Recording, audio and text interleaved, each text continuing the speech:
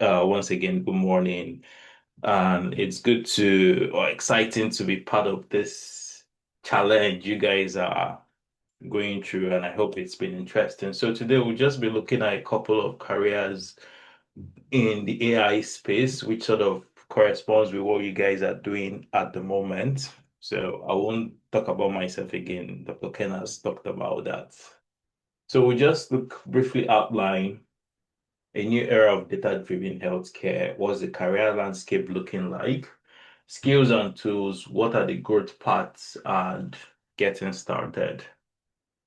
So first of all, we're in a new era of data-driven healthcare now. Everywhere people look around, you hear digital transformation left, right, and center. And recently, AI has largely been at the center of all of those conversations recently. So we are now talking about actually, capturing information, capturing records to moving into like real-time insights. What can we do with this AI data? How can AI help us improve things in the healthcare space, really?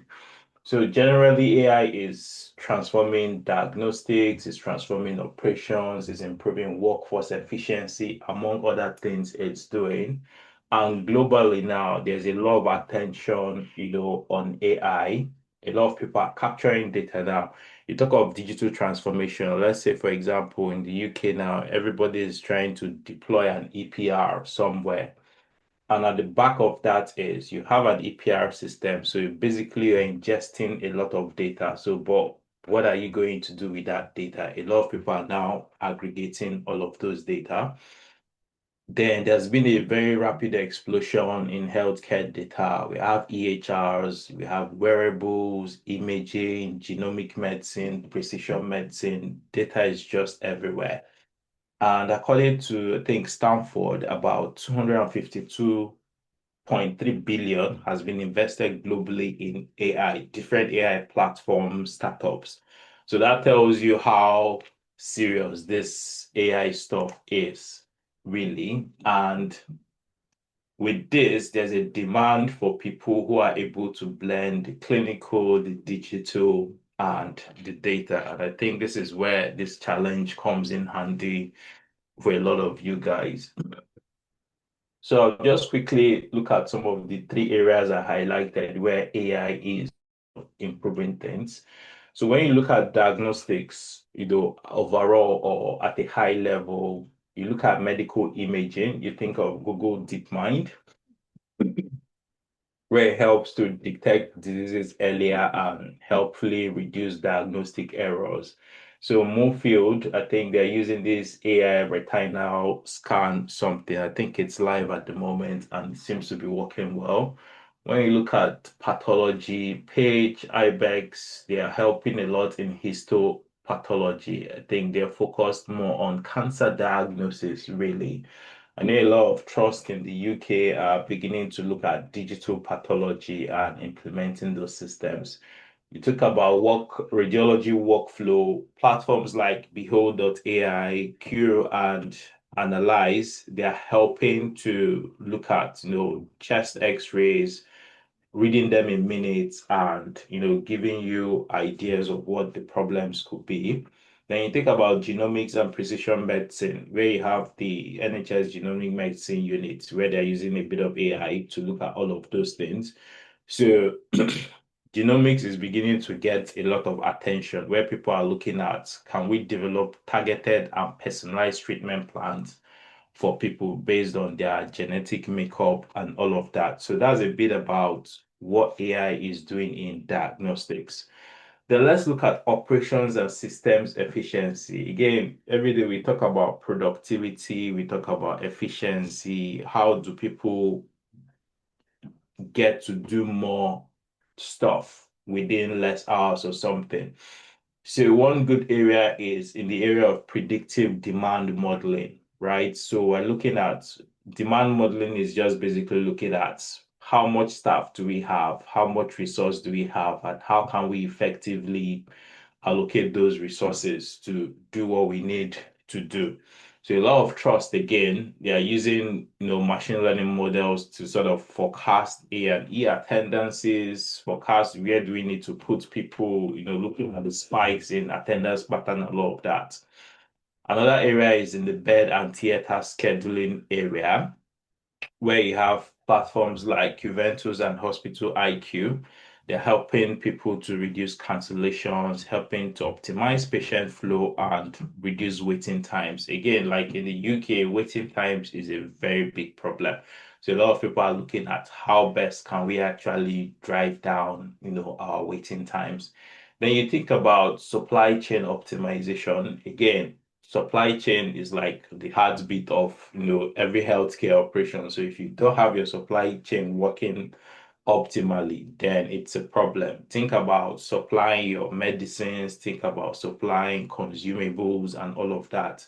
So platforms like Loginex and Lean sort of use data to predict inventory needs and prevent shortages. Then you think about EHR automations. Probably a lot of you would have heard of Copilot, Microsoft Copilot. So they're doing a lot of stuff around ambient listening with their Dragon stuff and Nuance, just to help clinicians focus on seeing patients and less on documentation. So these are some areas where AI is sort of helping improve ops and efficiency. They'll look at workforce efficiency and support. How do we support the people who are doing the work to do what they need to do? So you think of clinical decision support systems, or CDSS as they're popularly called. So a good example is this Epic Sepsis AI alerts, which you probably want to read about it a bit. So what does it do? It helps you to flag patient deterioration early and helps clinicians support safer decisions. You talk about when you look at the recruitment and workforce area or analytics, you think about some of the AI tools like ESR, that's I think is employment staff record or something. ESR, which is largely used in the NHS. So identify staffing gaps and future skill requirements. Then you now think about chatbots and virtual assistants. I know a lot of trusts are beginning to try, chatbots here and there. There's Flores, there's Babylon AI to help people answer FAQs, schedule appointments, and all of that. Then you think about training and upskilling your staff. Verity and Fundamental VR, they help to provide AI-powered simulations for clinical training and helps improve confidence of your clinicians or your workforce generally. So these are three major areas where AI seems to, be helping stuff. Now, just to narrow down a bit, the data and AI spectrum. So when you look at the core of what happens behind all of these platforms. We're looking at the point of data capture, we're looking at the point of data engineering, we're looking at the point of analysis, we're looking at the point of building the models, we're looking at implementing and then ensuring strict governance and policy. So at all of this point, this is one, two, three, four, five, six. There are different job roles that could actually spring up from each of these roles. So we'll be looking at a few of them. It's just to give you that. So the way I usually like to think about this is every step of every pathway, there's a job associated with that area. So I've tried to split this into three main clusters and just give a few examples of some of them. So this first cluster is the data science and analytics cluster, where we're looking at the data analysts. Again, somebody needs to turn our data into actionable insights. Usually requires you to be good with SQL and Power BI. So just a caveat there that we're doing AI, not everybody must build the model, not everybody must learn how to code, and no, everybody has something to play somewhere. So the data analyst turns the data into insight. Then you think of the data scientists who are looking at predictive modeling, who are looking at how to, build the models themselves, developing the models themselves. You probably need to be skilled with Python and R for starters. Then you think of the ML guys or machine learning engineers. So when you're thinking about building the models into proper products, being able to ensure that you can scale them, increase capacity, deploy them on cloud or wherever platform you want to deploy them, that is where the machine learning people come into play. So that's their area, really. Then you have the clinical data manager. So these ones are more involved or worried about what's the quality of the data we are collecting. How accurate, is this data? How are we curating this data? Where are we even pulling them from? What are the guidelines that needs to guide this collection we are doing? And are we actually sticking to those standards really? So that's what the clinical data manager actually sort of worries about.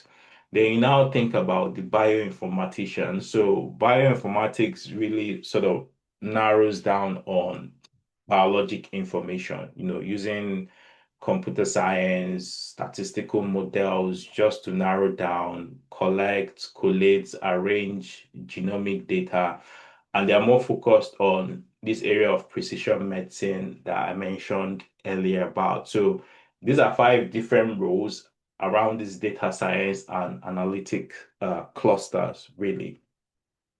Then you now think about management and automation roles.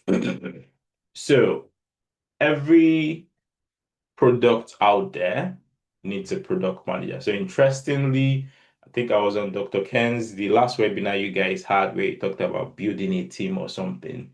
So I know you mentioned a lot about the product manager. So again, that you're building AI does not mean you don't need a product manager. Of course, you do need a product manager. When you think of platforms like OpenAI or DeepSeek or whatever platform, there is a product manager somewhere. So, and they are the ones that bridge the gap between, clinicians and the developers, really. So, what is the product roadmap is going to be like? How long are we going to take it? What are the features? How do we build all of that in? So that's what the product guys worry about. And this is somebody's day-to-day role.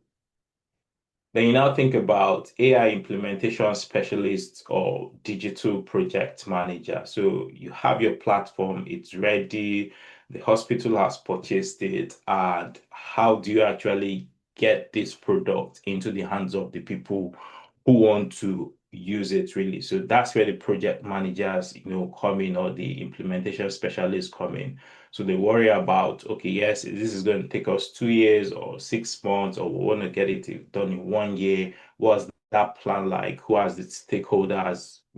Basically, they worry about getting that solution into the hands of the users in record time. Then you think about the automation developers. RPA stands for Robotic Process Automation. So this is also becoming a thing now where people are building different types of bots to do different tasks. So the benefits of RPA or automation is you basically look at all those tasks that people do often, all the time, repetitive tasks, and just move it over to a bot to just keep doing that. And they keep doing that, 24/7. They don't get tired and all of that. So in the NHS, again, in the UK, is becoming a thing because a lot of people are beginning to, look for processes they can automate. So I think the popular platforms are Blue Prism, which is like the probably most trust used Blue Prism. There's UiPath. So I think those are the two I can remember off the top of my head, platforms that people use. So in case you're interested in automation, then you probably want to look at those two solutions. So Blue Prism is more popular. I think it offers enterprise level, security and all of that. So is what's looking at. Even personally, I'm beginning to learn automation too. Then you think of clinical safety officers. So they are the ones that are looking at the clinical safety side of things of whatever you think you want to deploy in healthcare. So is it risky? What are the risks associated? Is there a mitigation plan? Is this going to cause patients harm and all of that? So every implementation actually requires a clinical safety officer. So it's a good role to, look at. think interestingly, I spoke to a clinical safety officer, was it 2 days ago on my podcast? So interesting conversation. So especially if you're looking at the UK market again, so I'm always using the UK because that's where my focus is. So they have standards where, the clinical safety officers has to, assess things. You have the DCB 129 and the 160. So you might also want to have a look at what those standards mean. So it's a good role too. Then the last but not the least on this cluster is the algorithm validation specialist. So again, when you think of ethics and responsible use of AI. So we think about things around bias, which is one of the major concerns about using AI platforms, really. So somebody has to be checking this constantly to make sure the model is doing what it's supposed to be doing and not, deviating from what it's being asked to do. Then the last cluster here is the data infrastructure and governance roles. So infrastructure basically looks at how are the databases built, how is the data coming in, how is it stored, and all of that. So top of the list here is the data engineer.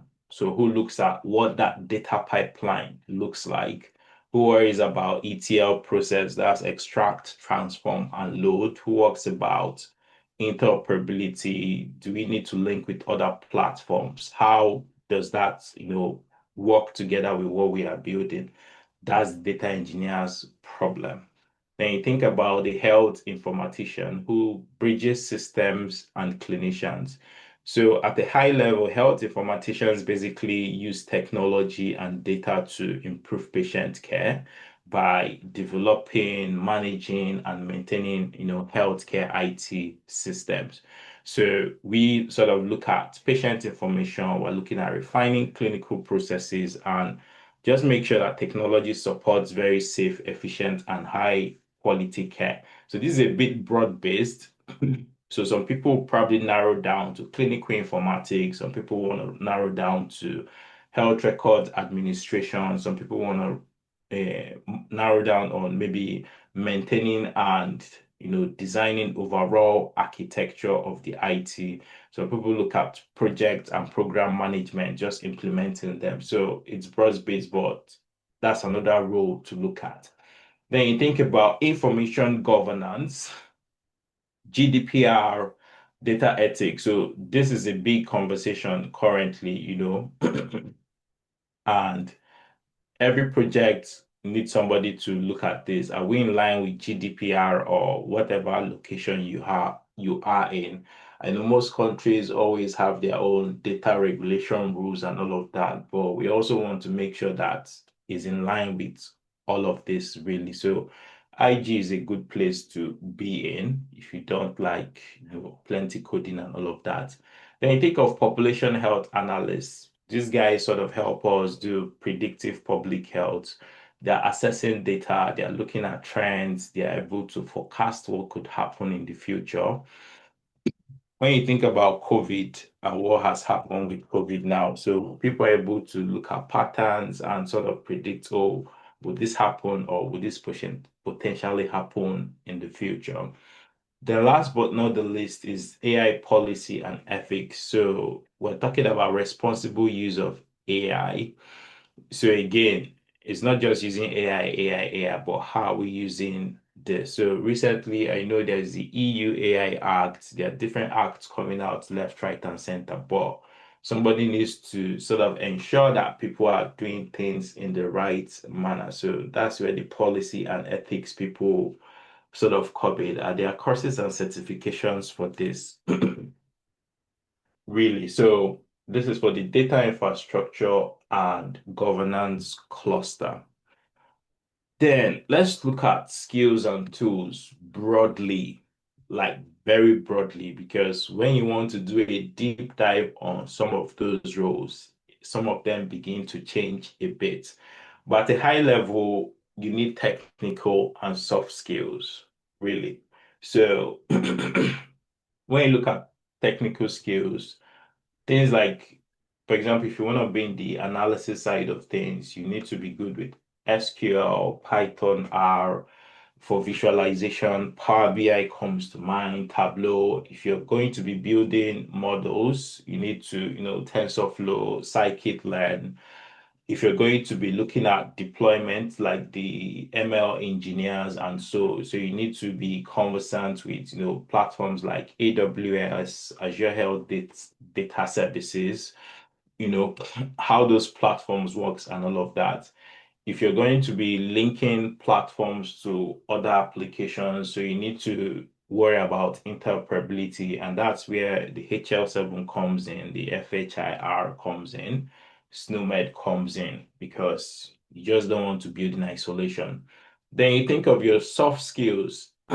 Generally speaking, communication is very, very, very important because you're not building in isolation, you're working as a member of a team. So you need to be able to communicate effectively, both oral, speaking, written. It just has to be top notch, really. Therefore, those who are in the data space, you need to be able to tell a story with the data you're pulling out for us, really. Then stakeholder management, again, this still boils down to working as a team. So how are you managing the other members of the team? Who are the decision makers? How do you interact with them? Just basically because working as a member of a team is, so probably give a good example. Working on a project, let's say we are deploying a ML model somewhere, and let's say I'm the PM in the middle of that as a project manager. I need to identify who are all the stakeholders involved in this. So we're looking at the users, we're looking at the people who's commissioned it, we're looking at the vendor who is doing this. So I have to bring everybody together.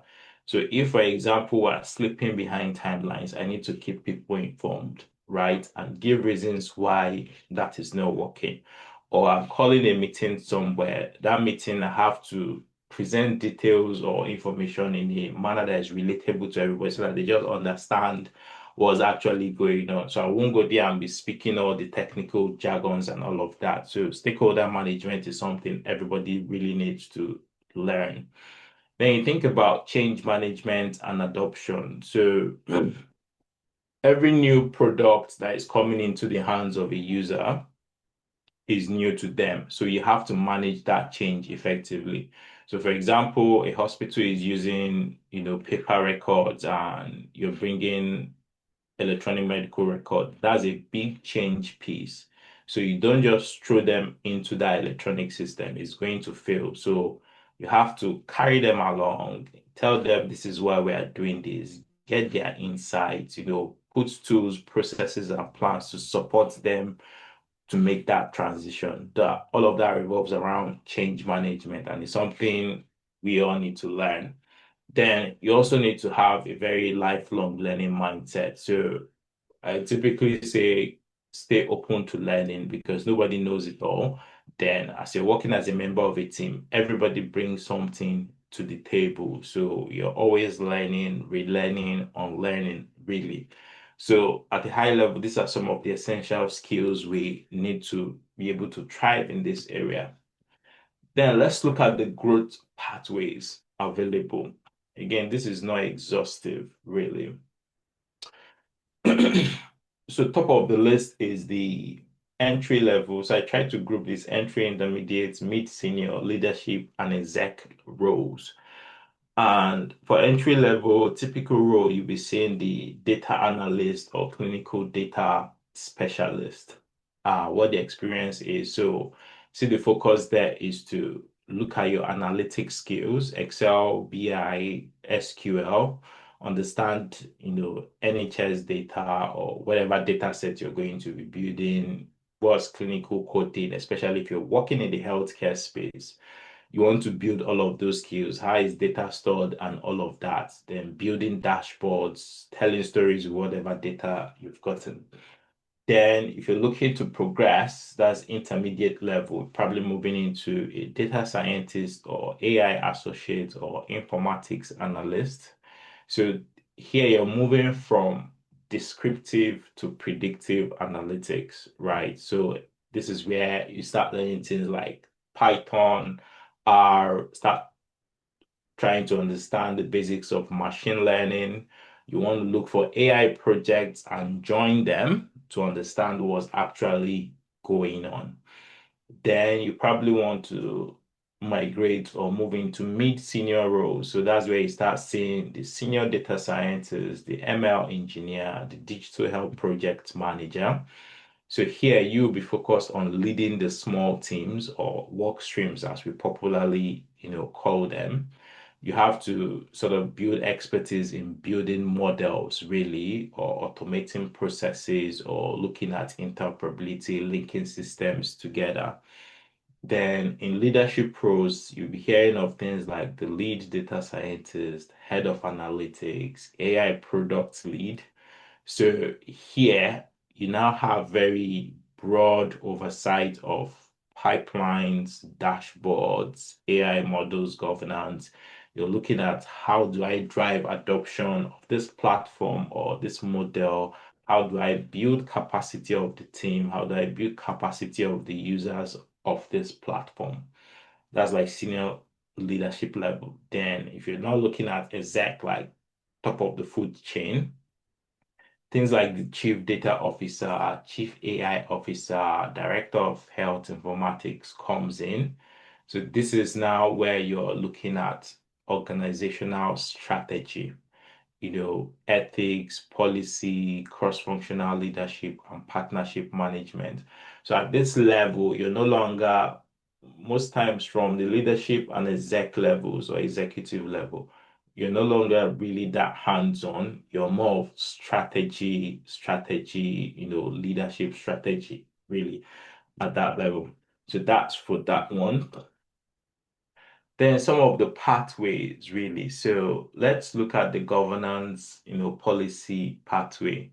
So typical progression will look like, start as a data governance lead, you move to an information governance manager, you now move to head of data protection, then you now move into director of data ethics. So that's what that pathway looks like if you're looking at AI governance and policy. And the things you need to very, conversant with GDPR, the DCB 129160 standards, if it's NHS you're looking at, the NHS data strategy or whatever data strategy, wherever you are, ethics data, and the various responsible AI frameworks that are out there, because this is governance, governance, and governance. So these are the key things you probably want to worry about. Then if you look at the product and delivery leadership pathway, so typically you could have things like digital health PM, moving to AI product manager, you could move to head of product, you could move to director of AI implementation. Excuse me. So here we're worried about how do we get these things in where they are needed. So things you need to be very good at, things like agile, stakeholder management, user research, how do we navigate regulatory bottlenecks, what are product lifecycle strategies. So things like your Prince2 framework comes in handy. Things like, agile, Scrum, and all of that really comes in handy because you're looking at delivery, delivery, and delivery. Then if you think about the research and innovation pathway, you could start off as, AI research associates, which pulls you to clinical AI fellow. You could become a principal investigator in AI. You could become a program director in AI. So, and some of the core skills you're looking at here is how are we building our algorithms? How do we evaluate a model to make sure it actually does what it's supposed to do? You're looking at how do we build industry collaboration with universities, with pharmaceuticals, and all of that. At the same time, you're looking at research governance, research ethics, because again, when you're doing research, they also have their own fundamental frameworks and principles they need to follow, and innovation and leadership. So these are some typical pathways that and what those roles look like. So in terms of getting started, so again, is learning, learning, learning, and a lot of learning. And again, depending on what pathway you're looking at, it sort of now decides how do you want to, learn. Is it taking courses? Is it getting hands-on skills? Is it, volunteering somewhere? So there are a lot of platforms. There's Coursera, there is the AWS. I think AWS has a couple of courses on AI. I think I recently finished the AI practitioner course, really, which was really good. The BCS, British Computing Society, they have a couple of, AI related stuff that you could do and get certified in.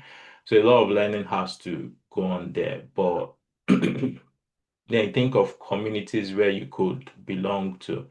So recently I joined BCS and they actually have a lot of smaller communities or interest groups which share a lot of good stuff that I've been seeing recently.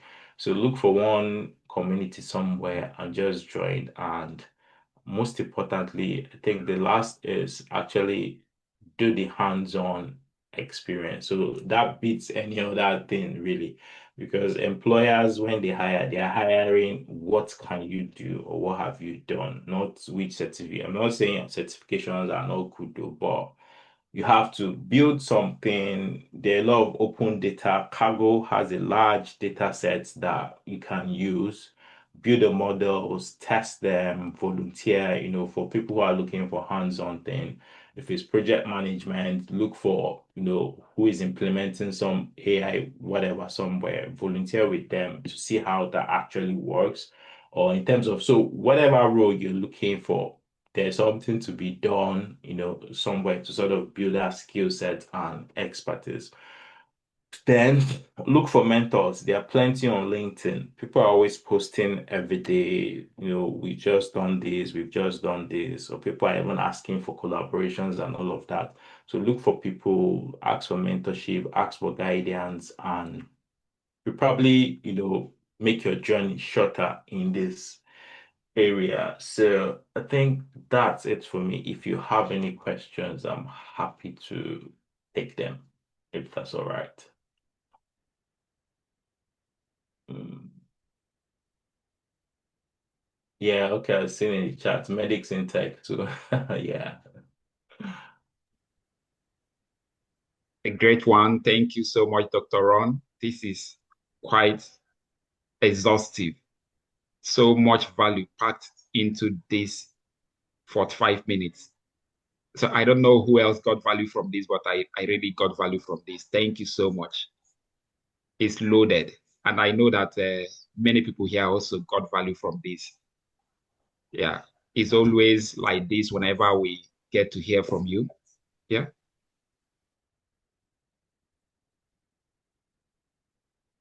Thank you so much, Dr. Ken.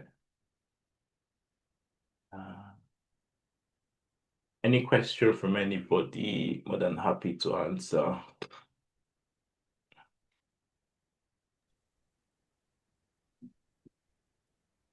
Yeah. Thank you so much. So I will open up the floor for questions. So if you Okay. have any question for Dr. Ron, just let me know by a raise of hand or put it in the chat. I think Duru's got his hand up. Yeah, Duru so many seems. hands are up. Let me read the one in the chat first.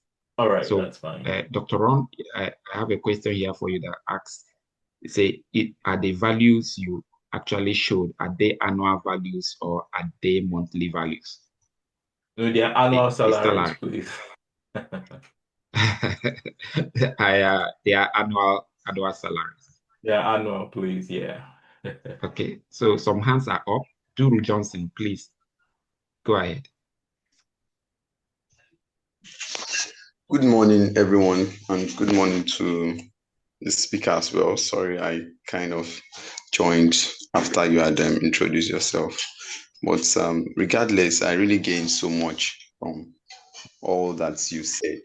In fact, I've been looking for someone or a piece of information that will be able to synthesize all what I've been seeing online and clearly show the distinction between these different roles in AI and healthcare as an umbrella. So Yeah. I'm really grateful. you have done. I was even screenshotting some of the slides you were posting because they were just I answering can my. share them after now. It's fine. All right, that would be lovely. Thank you very much. So, basically, my question is, um, how feasible is it for us to, someone like me now, I'm on the AI challenge of Yeah, MIT. I'm it's data science. I'm trying to just build um there will be like a capstone project at the end. project. So I'm Yeah. trying to build. What's the feasibility of someone like me finishing this project and landing, say, an international role with NIH? I know this is a bit, but it's just if you can shed more light on things surrounding this, you understand? What's the practicality involved? Thank you. So I'll probably start by saying nothing's impossible, first of all. So again, I don't know what capstone project you want to do or how you want to do it. So I'll probably say you need to do it very well. Again, you're talking about data science. Do it very well.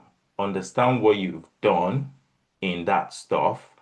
And it's something you can now comfortably, I mean, if I wake you up like 2 a.m. in the morning, you posted something about this, that you did something. It's something you can confidently, talk me through, walk me through, and it's actually solving a problem. Because again, when you're looking for most of these international roles or whatever roles, what you're selling is your problem solving skills, because that's what we are looking for. That's what recruiters are looking for, or companies. Okay, we are hiring this guy to come in. Can he solve problems? What has he done in the past? If that makes sense. So those are the things you want to be looking for. Because again, I know a lot of people who have done a lot of side projects on the side, really, and that is what landed them in the big roles they are doing today.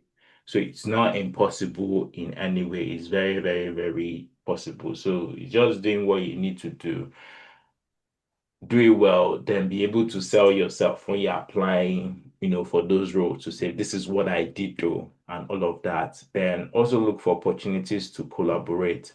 So even some of those international people you're looking for, you can even try to volunteer for them to say, yeah, I can work with you guys on this, or how to volunteer for this and all of that, to understand how they work. And whether you like it or not, that also goes on your CV to say, okay, let's say you're volunteering, let's say Medics in Tech, they were building one fancy AI, whatever, and you join them, as a data scientist, the product is live and all of that.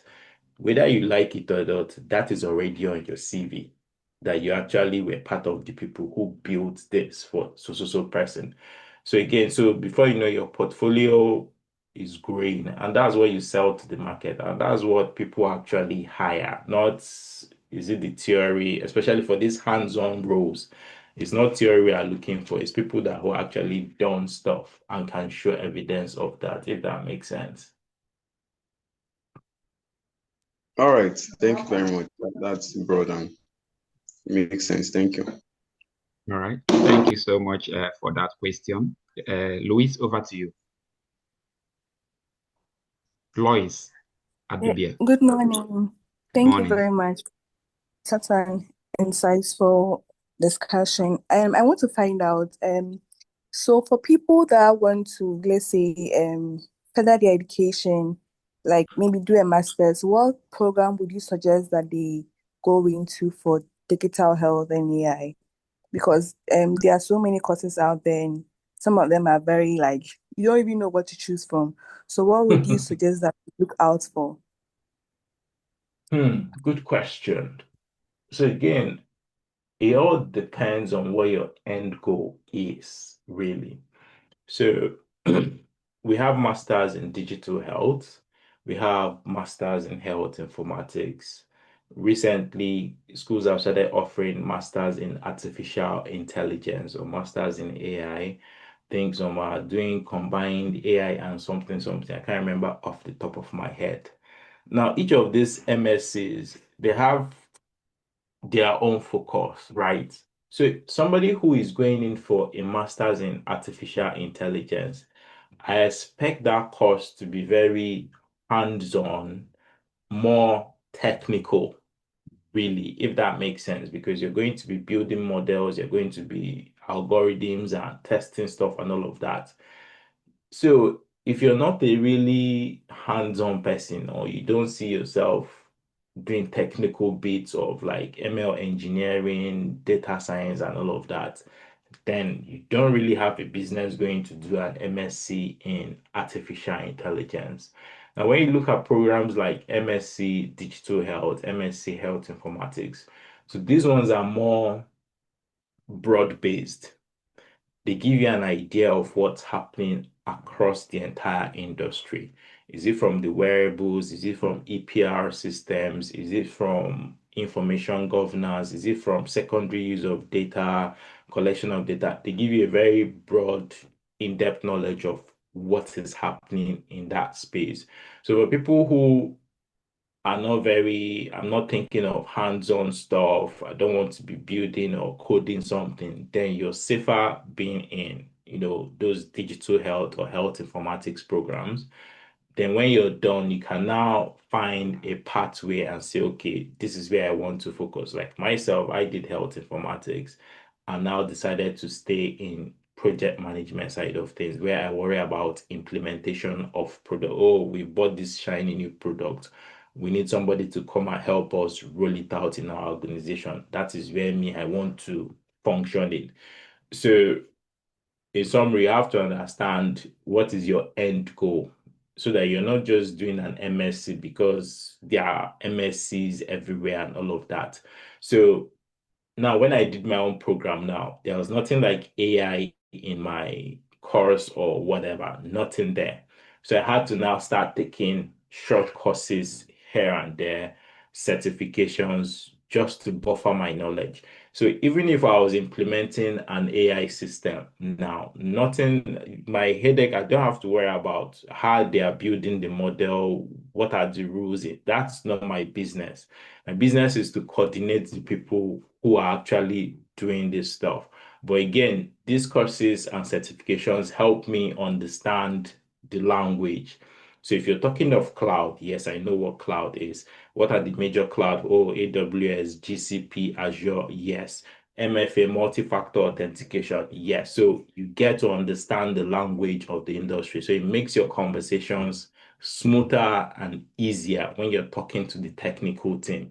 So I don't want to be bored with the details of how those algorithms work, but at a high level, I know what they are and what they are supposed to be doing, if that makes sense. So you want to You- check what your end goal is. And most times I usually look at every program any school is offering and go into the modules like in details to see what they're actually, teaching. Then probably look for people who are finished from that school to see what they're currently doing at the moment. So it just gives you an idea of, okay, this is what I'm supposed to be doing, or should I be going this pathway or not?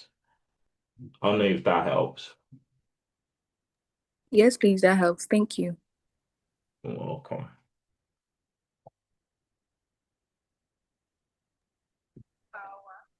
Thank you so much for that question. Thank you, everyone who actually joined this. I see there are other questions in the chat. Oh, okay. No, there is medicine tech, data camp, and MIT. Yeah, all these things are just the beginning of your career. Like Sure. Yeah. it's just a stepping stone to what is yet to come. And the challenge actually uh, is just preparing you for the future.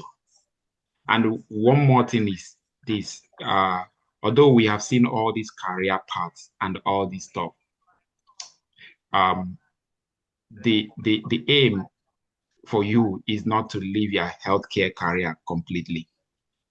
It's not to leave, you are a physiologist, you're a nurse, you're a pharmacist. So you are not aiming to leave those things and jump into these careers completely. But even if you do so, even if you remain a health care personnel and jump into these careers or completely leave healthcare as a whole. Your experience, your knowledge as a healthcare personnel will actually serve as your most important asset. So whether you are leaving entirely to jump into these careers or whether you are combining your healthcare practice with this, you are in good hands. So that's another thing because many people just think of, oh, I want to leave medicine and I want to become an ML engineer. That's not the way it works. You can do that, but you can also at the same time combine both. Whatever approach you take is actually completely okay. But for me and for many other people, combining your healthcare practice with this actually gives you more superpower. Thank you so much, everyone that joined. I think this is where we are going to be stopping. And Samuel Dr. has a Ron mentioned that question. the slides will Sorry. be shared. So we are going to get the slides and they make it available on the portal. In addition I think to, Samuel, sorry, Dr. Ken, I think there is yeah, one question from Samuel. Let me just say, I didn't say much about Excel when talking about data. Does that mean Excel mastery skills are less valuable? No, it is not. And for me, I would even say Excel is the fundamental self. Start with your Excel before you start moving into, things like SQL, and all of that really.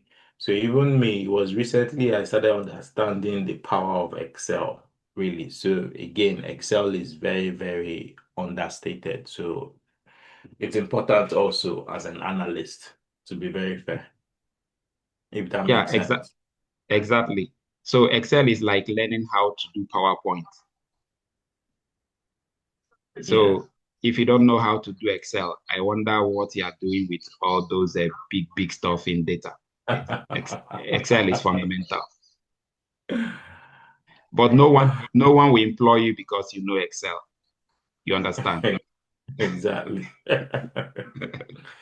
Because we'll just assume it's the basics, really. You should know it. So Yeah. So left for me, I will say let this not end, but unfortunately we are ending here. And then for those who are taking the challenge, we have extended the duration by 1 week. So it will not end on the 21st. It's going to end 1 week after that. So you have ample time to complete your courses, to submit, to take the quizzes, and then actually to send in your proposal. So congratulations for those who are already done. I have seen a lot of submissions, and this wow. is quite heartwarming. Like people who didn't know anything before now in AI and data, they have taken so much and they are just bubbling with a lot of knowledge. Now is the time to apply that knowledge. Tell us what you can do with that knowledge. This is actually your stepping stone. Yeah, this is your starting point. It is like getting started. There is a lot that is still lays ahead of you, but this will serve as a solid background for you to veer into any of those career paths that Dr. Ron actually mentioned in AI and data for those who decide to remain in AI and data. And now I want to use this opportunity to mention something. The one we listened to, Dr. Ron, is going to have a program. So, Dr. Ron, if you could quickly uh, kind of introduce that particular program, that will help, our community members. That would be a welcome idea. Please quickly introduce it. Tell us what this particular program is all about, how long it is, and those who are expected to be, to benefit from it. Yeah, so thanks so much, Dr. Ken. So we're running 8 weeks program. Just a minute. Let me see if I can pull that up quickly. So it's for those who are looking for alternative career pathways, really, in healthcare or in medicine, really. So we're just looking at like a proper deep dive into what are those careers looking like? What are the skill sets you need for each of those careers? how do you actually sort of get started with those careers? Because what we've discovered is a lot of people are looking for things to do, but sort of struggle with, okay, what's the skill set required for this? What do I need to do for this? Who do I need to speak to? Oh, I want to get into projects. I want to get into product. I want to do clinical safety, blah, blah, blah, and all of that. So we're going to be doing a deep dive into all of that. I'll be looking at close to 50 careers, if not more, over 8 weeks. And you have a lot of clarity on each of these roles, what they actually mean, what the day-to-day looks like. Then you can begin to sort of shape your thoughts and ideas of what you want to sort of do. And the idea is by the end of the program, you have a clear roadmap of what you want to do. Like I myself, I have a 5-year roadmap for myself where I'm heading to. Really, so that everybody should actually have that transition plan or growth plan to guide you over the next 3 years. We're looking at how to attend interviews, how do you make applications, how do you get clarity, how do people discover you? For example, this challenge you're doing now, this is a very big thing for you to showcase. But how do you actually showcase that, in a crowded career landscape? So that's what we are doing really over the next 8 weeks. I think that starts on the 26th of this month, really. So it's online with weekly check-ins, teaching and Q&A sessions. So you get access to the portal where you do your lessons, assignments. That will do the weekly check-in Q&A sessions. And you have access to our closed WhatsApp group where you can always drop questions at any time and have somebody, give you clarity and all of that. Then you also have access to a lot of our health tech resources we are curating on a daily basis. So, because that's what people also struggle with. Oh, I need to do this, but where can I find this? So, we are doing all of that work on your behalf to, give you all of this to make it easy for you. So, and the price is this for international 50 Nigerians is 50K, but I think we'll do some big discount for people from Medics in Tech. So, Dr. K, I'll probably chat with you about that and we can finalize that if Yes, anybody. so yes, so if we can give if our top learners, our top challengers can actually, yeah, we have to talk about that. Thank you so much. That's that's interesting to hear. Thank you so much. All right, no wala. All right, so we are going to share more details about this program for those who are interested in alternative careers in healthcare. And then we are also going to share Dr. Ron's Dr. Ron, if you can just put your LinkedIn handle on the chat so that people who are already interested, like they can't even wait, they can, you know, See, they can find you on LinkedIn and start following you. That would be great. That would be let me lovely. let me And we are just going to share all these things in the community. So don't be in a hurry, guys. There is so much more to come. Right. So Dr. Ron just shared his LinkedIn profile. It's very important to follow him. I don't just know what more to say about that. Just click on that and they follow him on LinkedIn, and you will get so much value. He's someone that releases videos on weekly basis, if not like 2 videos every week on alternative careers in healthcare. So he's someone you need to follow. He's someone that you really need to follow if you are looking for alternative careers in healthcare, whether it is in AI and data, as we just discussed, or any other aspect, bioinformatics, call it anything. So, Dr. Ron, thank you so much. And thank you for everyone who participated in this. As I said, we are going to share the resources. So enjoy your weekend and see you guys next week. Please complete your challenge. Remember, access to data camp for you to continue your learning in any area of AI and data. You must have seen that there are tons and tons of resources in data camp. And we just restricted you to just like less than 1% of it to see if you can actually finish this challenge. You will continue having access to the platform for 1 year if you finish the challenge. However, we will remove those who didn't finish the challenge at the end of this challenge and then give them another opportunity next year. So thank you guys and see you in the community. All right. Thanks, guys. Bye-bye. Bye. Bye-bye, everyone.